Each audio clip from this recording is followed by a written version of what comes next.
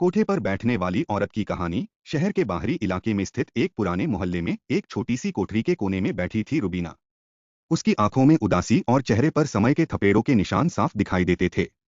रुबीना का जन्म एक छोटे से गांव में हुआ था, जहां गरीबी ने उसके परिवार को सपने देखने का हक भी नहीं दिया। उसके पिता एक मामूली किसान थे, जो अपनी छोटी सी जमीन पर दिन रात मेहनत करते थे, लेकिन बदले में सिर्फ कर्ज मिलता था। रुबीना बचपन से ही पढ़ाई में तेज थी। उसके शिक्षक उसे चमकता सितारा कहकर बुलाते थे। लेकिन जब घर की आर्थिक हालत बिगड़ी तो उसे पढ़ाई छोड़कर दूसरों के घरों में काम करना पड़ा।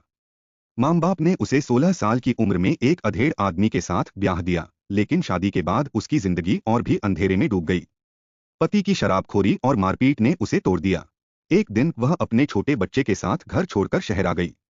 सोचा था कि यहाँ कोई काम मिलेगा, लेकिन अजनबी शहर में उसे धोखे के सिवा कुछ नहीं मिला। उसकी मुलाकात रेशमा से हुई, जो एक कोठे की मालकिन थी। मजबूरी में रुबीना ने रेशमा के साथ काम शुरू कर दिया। वह गाना और नाचना जानती थी, लेकिन यहाँ उसका इस्तेमाल उसकी मर्जी के खिलाफ होता। धीरे धीरे रुबीना ने अपनी परिस्थितियों को स्वीकार करने के बजाय उन्हें बदलने का फैसला किया। उसने रात में काम करके पैसे बचाना शुरू किया और अपने बेटे को पढ़ाई के लिए स्कूल भेजा। वह ग्राहकों से सीखी हुई बातें और किताबें पढ़ने की आदत से खुद को शिक्षित करने लगी। एक दिन एक समाजसेवी और लेखक अर्जुन उसकी कहानी सुनने को आए।